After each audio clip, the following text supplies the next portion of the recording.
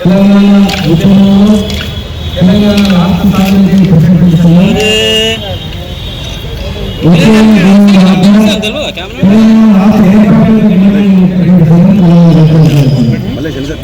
ఆనాడు అధికారులకు సంఘం వరకు అధికారుల సంఘం పెట్టుకోవడానికి చెప్పి స్వాతంత్రం వచ్చిన తర్వాత 70 సంవత్సరాల కూడా దాదాపు సంఘటన ఆంక్షలు ఆ రోజు మనం బాగుంటుంది కాదు, తెలంగాణ ప్రజానికంగా బాగుండాలి, తెలంగాణ ప్రజలు బాగుండాలి, ప్రజలు తెలంగాణ బాగుండాలంటే ఖచ్చితంగా కేసీఆర్ గారు ఉద్యమం మొదలైంది.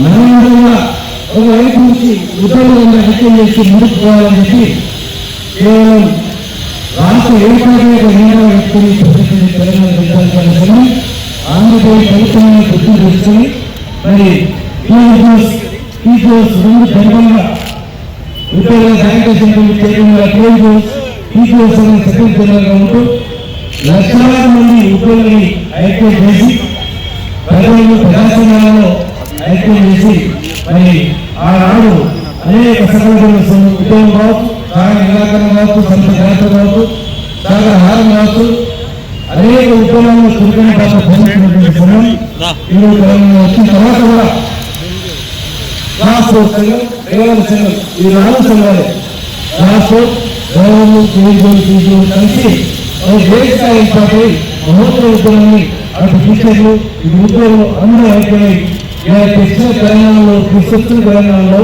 4 ఉద్యమాన్ని నాయకత్వం వహించిన నాయకులు ముఖ్యమంత్రిగా ఉంది, ఆ క్యాబినెట్ నేను మంత్రిగా ఉంది.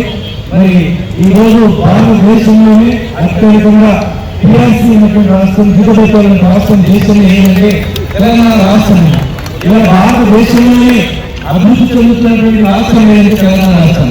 ఆ అభివృద్ధిలో ఎవరు బలపరుచుకుంటారంటే అత్యధిక శాతం అందరూ ఒకవైపు ప్రజా వ్యవస్థ ప్రభుత్వం ఉంటే, మంత్రులు ఎమ్మెల్యేలు ఉంటే, ఇంకొకటి ఒకవైపు ఉద్యోగుల అధికారులు ఉంటూ ఒక రైలు నడవాలంటే 2 పట్టాల మాదిరిగా భారత్లో ఉంటూ మరి తెలంగాణకు ఎన్నో అద్భుతమైన పట్టాలు ఈరోజు సత్య సొల్యూషన్ కావచ్చు, టూరిజం కావచ్చు, అందరూ రాష్ట్రంలో ఏ అంశంలో వస్తాం తెలంగాణ నిండగా రావడానికి ఉద్యోగుల కృషి, అధికారుల కృషి ఖచ్చితంగా మరి భవిష్యత్తులో ఇంకా ఎన్నో ఉద్యోగాలు సాధించుకోవాలి.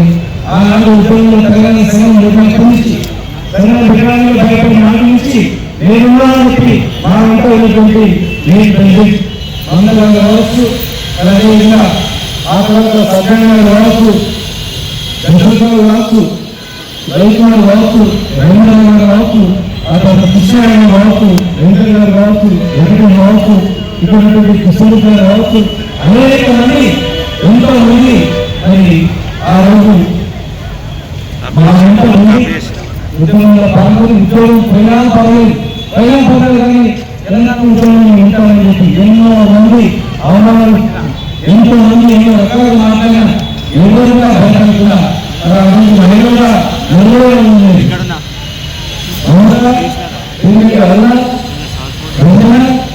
విదేశీ రేషన్ అంతా తర్వాత కులంలో పూజార, శిరీష, తర్వాత స్వరూప,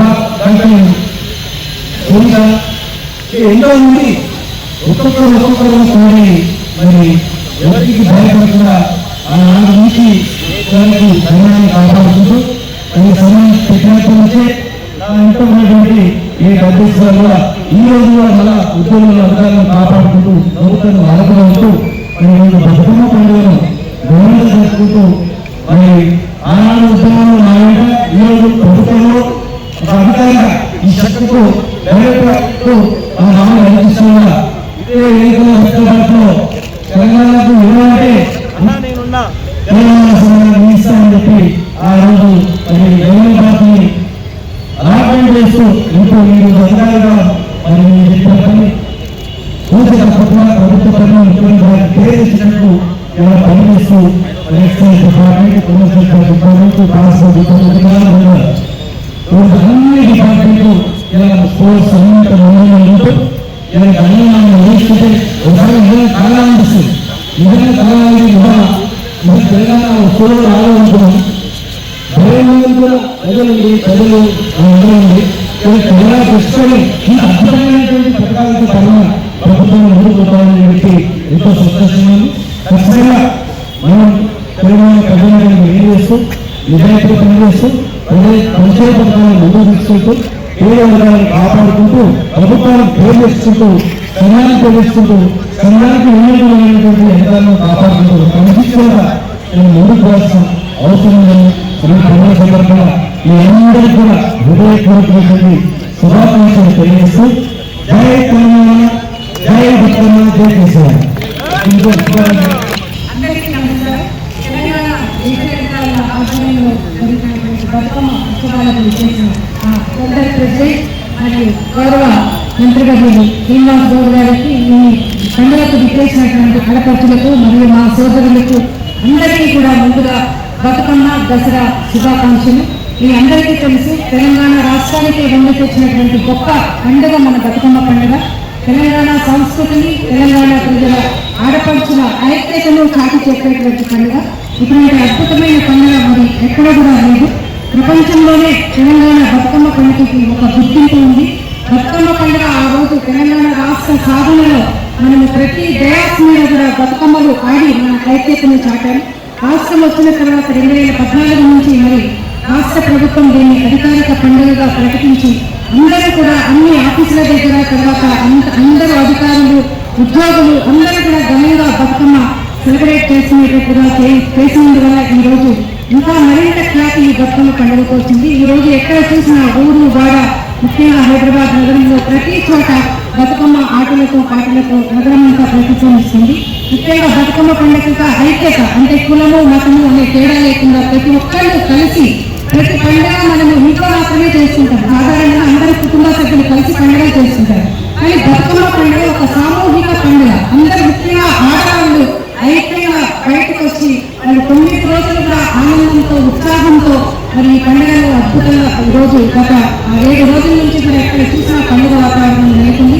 ముఖ్యంగా మనిషికి కావాల్సింది సంతోషంగా బ్రతకడం. ఈ సంతోషాన్ని ఇచ్చేటువంటి ఈ బతుకమ్మ పండుగ మనందరి జీవితాల్లో సంతోషం ఉండాలని చెప్పే సందర్భంగా కోరుకుంటూ మాకు ఈ అవకాశం ఇచ్చినటువంటి మా గౌరవ మంత్రులు, ఎందుకంటే ఉద్యోగులకు ఒక గుర్తింపునిచ్చి ఆ రోజు అధికారులందరూ కూడా ఉద్యమంలో పాల్గొనేటువంటి అవకాశం ఈ రోజు కూడా అందరికి ఉద్యోగులకి కూడా సపోర్ట్ గా ఉంటూ మాకు ఏ కష్టం వచ్చినా కానీ ఎక్కడ ఎంత బిజీగా ఉన్నా కూడా మమ్మల్ని అందరినీ కూడా మరి ఉద్యోగుల సమస్యలు తీర్చినటువంటి మా గౌరవ మంత్రులు శ్రీనివాస్ గారికి ప్రత్యేకంగా కృతజ్ఞతలు తెలియజేస్తూ జై తెలంగాణ.